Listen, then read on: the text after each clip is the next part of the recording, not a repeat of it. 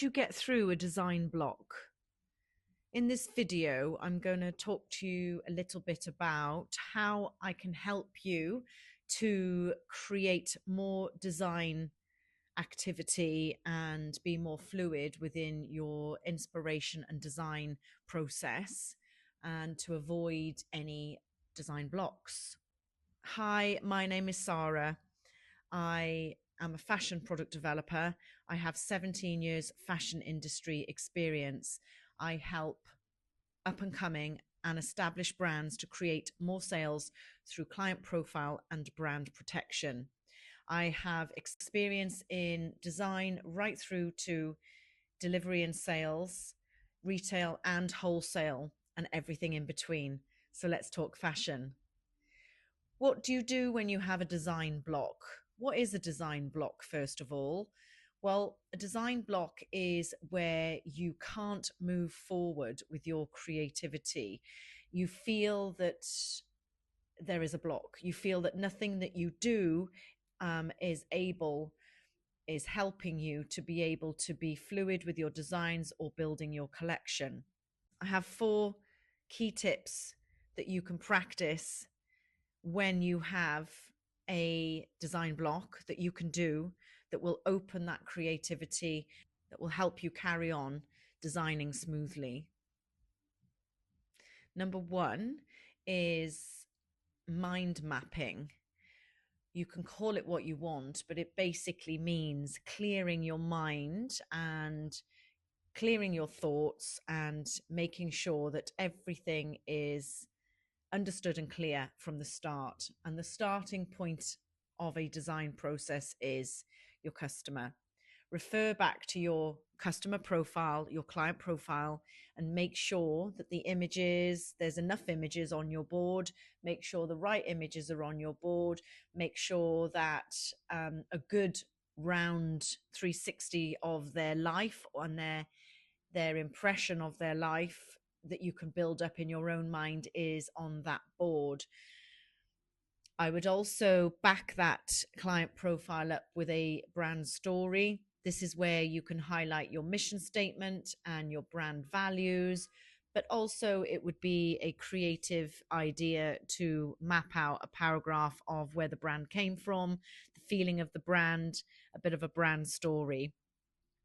I would also build your mood board. This is something that's missed quite a lot with brands, but it's so important because it will highlight all of the design and the inspirational elements that you want to take forward into your collection. You become so busy when you are designing your collection that very often so many beautiful elements are forgotten about.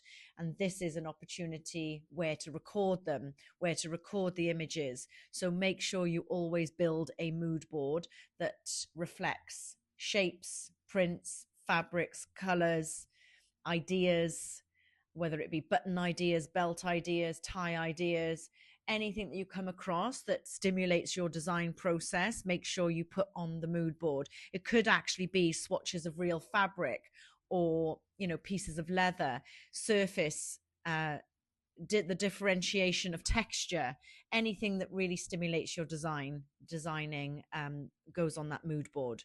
So in regards to mind mapping, I would refer back to these 3 image components and make sure that all of those points are clear and you're sure and you're confident in the direction that they all are presented. Number 1. Number 2, I would seek inspiration. So this is where you would go to your trade shows, talk to your factories, talk to new and existing suppliers, talk to print houses, and make sure you start collecting colors, fabrics, swatches, yarns. Ask those suppliers and print houses to send you swatches of the colors that you like or the prints that inspire you. That way you can keep a record of what you've seen in the trade shows. You can position these on your mood board if you want to be reminded on a daily basis of the color combination or the print combination.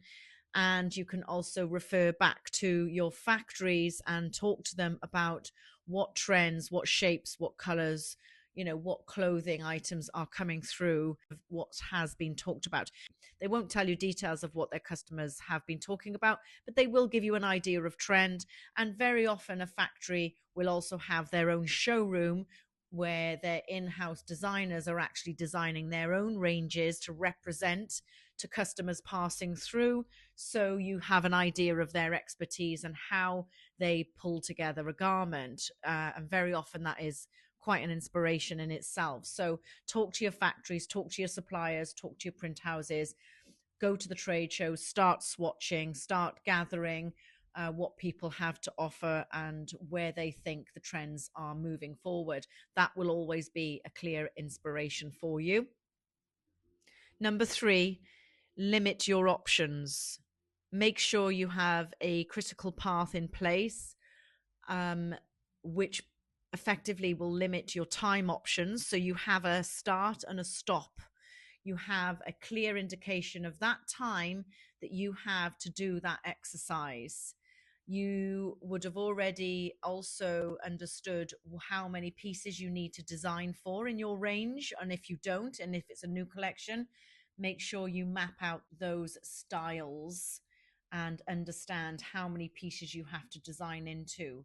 So you're limiting your opportunities there.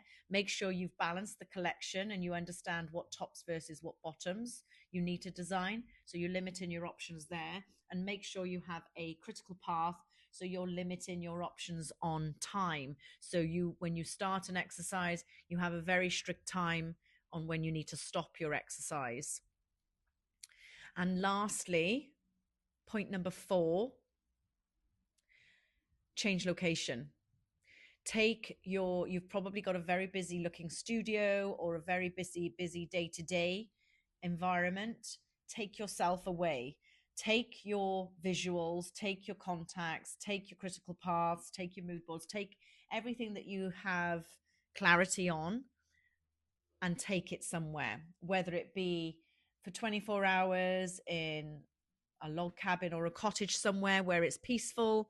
Turn your phone off, look at all of your imagery, look at everything that you've double checked and been sure on, and let your creativity flow by really thinking about and getting inside of the mind of your client profile. You'll really, and understanding your style numbers and understanding how long you've got to do something. With all of that together, with all of that information together, you should be able to start your creative flow. I hope this helps. Comment Fashion, and I will send you a free strategy call link where we can both jump on a call together, talk about any challenges or pressure points that you may have in your own collection. I can talk to you about my services and what I offer, which is I offer one-to-one coaching and work with me programs. Thank you very much for listening. Until the next video, bye bye for now.